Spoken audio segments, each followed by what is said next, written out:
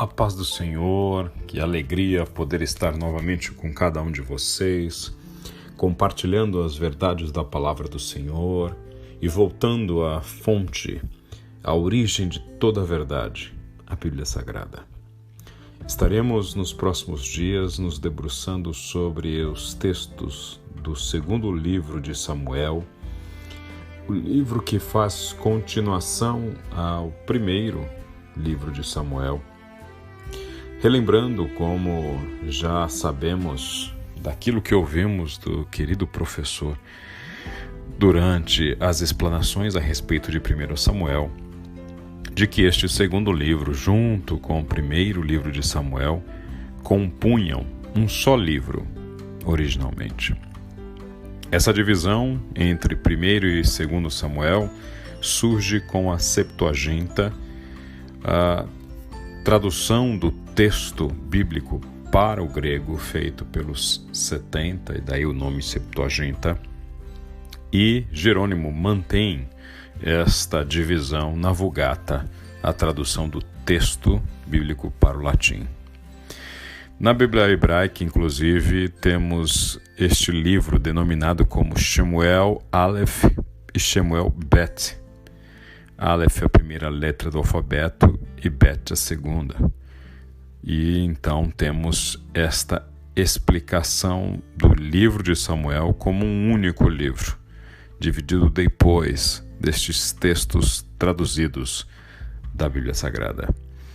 Seu escritor, muito provavelmente, e aí olhando para o texto dos dois livros, tenha sido ou Zabude, filho do profeta Natã, ou algum escritor que tenha conseguido visualizar a vida ou os registros da vida de Davi, de Saul, e que possa assim ter conseguido compilar estas histórias a partir deste texto que nós lemos em 1 e 2 Samuel. E no livro de 2 Samuel, diferentemente do primeiro, onde temos a narrativa a respeito do próprio profeta Samuel, de Saul sendo escolhido rei, da unção de Davi como rei, nós temos em 2 Samuel uma narrativa que se centra sobre o reinado de Davi, sobre o desejo de Davi em construir para o Senhor uma casa, mas também com a expressão inequívoca de quem está construindo uma casa e eterna é o Senhor, para poder, a partir desta casa de Davi, instituir um reino que seria eterno, trono sobre o qual se assentaria seu filho, Jesus Cristo, o Filho de Davi. Nós podemos ver que durante estes textos que nós leremos em 2 Samuel, o crescimento do reino de Davi, a sua unção, o seu reconhecimento, a junção do reinado entre todas as tribos, desde Judá até as demais tribos de Israel, o lado sombrio do reinado de Davi, com as suas crises, com as suas idiosincrasias e, por fim, reflexões finais sobre este reinado de Davi. E é assim que inicia-se o capítulo 1 de Samuel, o segundo livro. Davi recebe a notícia sobre o evento narrado no último capítulo do primeiro livro de Samuel. Davi recebe, então, a notícia da morte de Saul e Jonatas. Um jovem amalequita, vindo do acampamento de Saul, traz uma narrativa mentirosa, pois sabemos que Saul havia tirado sua própria vida. E este moço, então, conta a Davi que, ao fugir o exército de Israel da batalha, Saul e Jonatas também foram mortos. E segundo este rapaz, amalequita, Saul pediu para que ele fosse morto, pois estava em angústia de morte. E então o amalequita o mata. Este amalequita conta esta narrativa, talvez para vangloriar-se a Davi, talvez ciente da celeuma entre Davi e Saul, daquela angústia que existia em Davi durante o reinado e o tempo final do reinado de Saul, onde foi perseguido por Saul, onde houve inclusive tentativas de Saul contra a vida de Davi. Talvez nesse afã de vangloriar-se perante o pretenso novo rei e conseguir dele algum tipo de vantagem, conta esta versão mentirosa e então recebe de Davi uma resposta peremptória: como você ousou levantar a mão contra o ungido do Senhor? E então Davi manda aos soldados que o matem. E Davi então inicia uma lamentação por Saul e Jonatas, expressando seu carinho por Jonatas, seu grande amigo, aquele com quem travou uma relação de amizade desde o primeiro momento que se conheceram, pois Jonatas não teve dúvidas em reconhecer o mais prontamente possível. Ainda que fosse o sucessor do reino de Saul, Jonatas reconheceu o chamado do Senhor e a unção que Deus havia derramado sobre Davi para que este se tornasse o novo rei.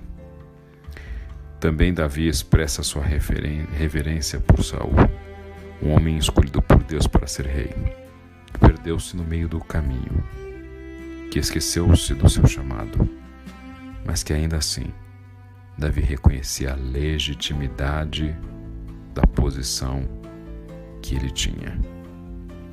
O capítulo 2, então, nos conta que Davi passa a legitimação do seu reinado, pois é ungido rei de Judá em Hebrom. Os homens de Jabes de Gileade, nos conta o texto do capítulo 2, enterram Saul, morto por suas próprias mãos, e então o povo de Israel, diferentemente da tribo de Judá, decide declarar rei de Israel Isbosete, da família de Saul, descendente de Saul, filho de Saul, e o proclamam rei sobre Gileade, sobre Jezreel, Efraim, Benjamim e sobre todo o Israel.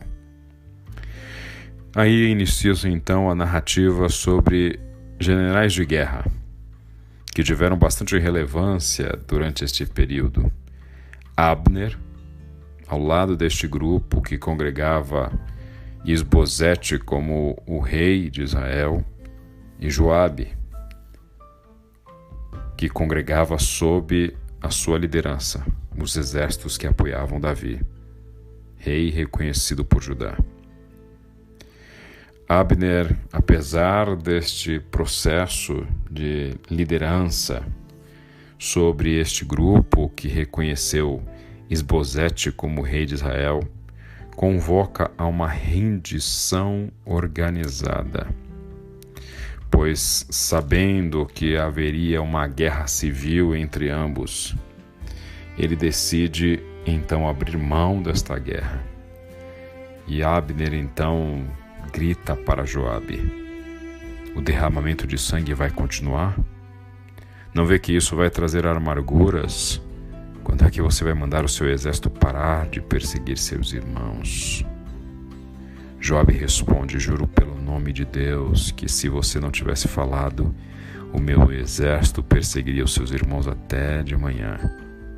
Então Joabe tocou a trombeta e o exército parou de perseguir Israel e de lutar.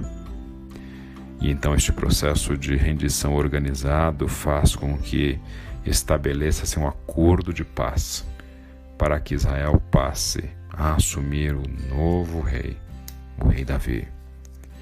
E então o capítulo 3 nos fala sobre estes filhos de Davi em Hebrom, o apoio deste general Abner a Davi, e então passamos a ver que esta casa de Israel começa a ser construída sob o reinado de Davi. No entanto, conta-nos a palavra do Senhor no capítulo 3, que Isbosete, não contente com esta citação, acusa Abner de ter se deitado com uma das concubinas de Saul. Concubinas eram uma das mulheres que viviam ao redor da casa de Saul.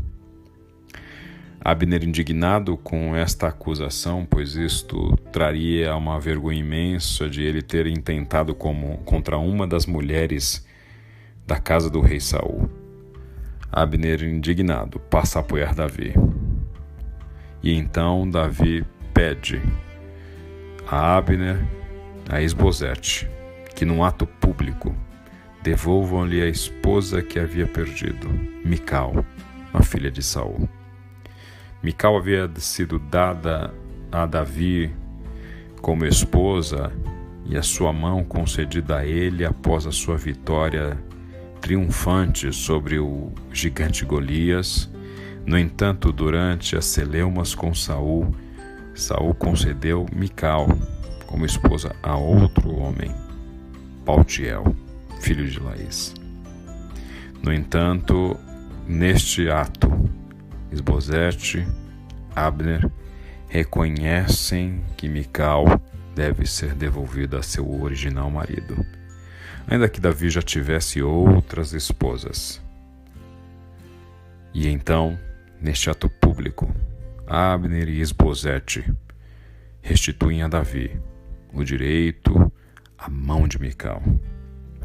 No entanto, o general Joabe, líder do exército de Davi, sanguinário, marcado por ser um homem implacável, decide matar Abner, pois, segundo Joabe, seu receio era uma eventual conspiração. Foi então Joabe recriminado por Davi. Davi disse que, após esta morte de Abner por Joabe, todos deveriam rasgar as suas vestes, vestir roupas de luto e irem chorando à frente do esquife de Abner. Davi chorou, seguindo atrás da maca que levava este corpo, em voz alta, como todo o povo. Davi, não diferentemente daquela sua expressão artística tão conhecida por Saul, compõe um lamento por Abner, quando diz: "Por que morreu Abner, como morrem os insensatos? Suas mãos não estavam algemadas, nem seus pés acorrentados. Você caiu como quem cai perante homens perversos." E diz-nos o texto bíblico que o povo todo chorou ainda mais por ele. Davi, então, disse que, a partir daquele momento, deveria haver uma maldição sobre quem houvesse feito esta violência. Diz o rei: "Não percebem que caiu hoje em Israel um líder, um grande homem? Embora rei ungido, ainda sou fraco, e esses filhos de Zeruia são mais fortes do que eu. Que o Senhor retribua ao malfeitor de acordo com as suas más obras."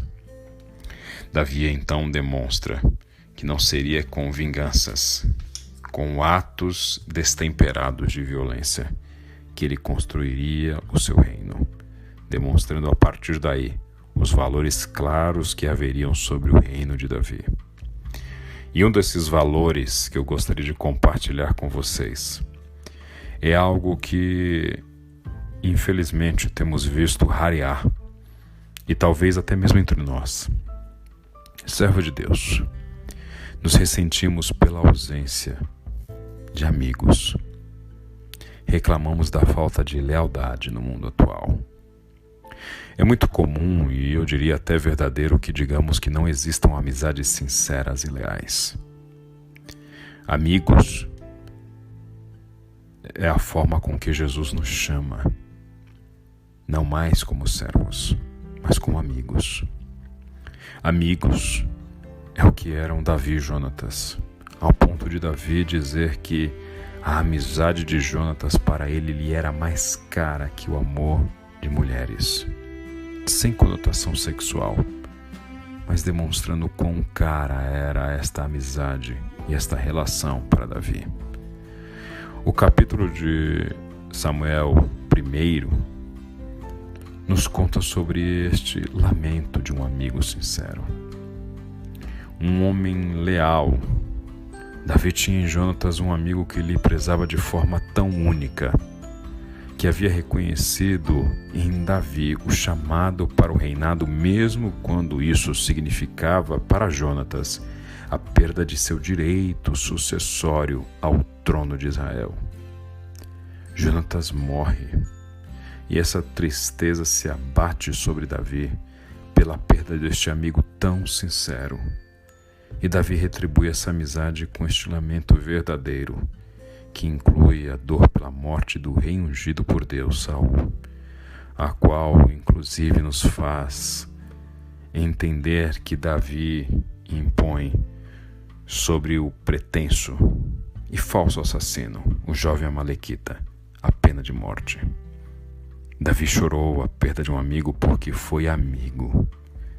Davi demonstrou gratidão em atos de misericórdia anos depois, com o descendente de Jonatas como Mefibosete. Quando vejo estas histórias de amizade e lealdade entre Davi e Jonatas, quando vejo a reverência de Davi pelo rei Saul, ainda que este o tenha perseguido durante boa parte de sua vida, percebo o quão legítimo e nobre eram os sentimentos de Davi. E quando vejo sobre esta relação de amizade mútua entre Davi e Jonatas, e quão bela era esta relação, eu pergunto a você, e também pergunto a mim mesmo: antes de reclamarmos da falta de amigos, temos sido amigos para alguém? Antes de reclamar da falta de lealdade no mundo atual, temos sido leais a alguém? Antes de desejar encontrar um amigo, alguém tem encontrado em nós este amigo? Que você possa ser um amigo, que você possa ter um amigo. Que Deus te abençoe.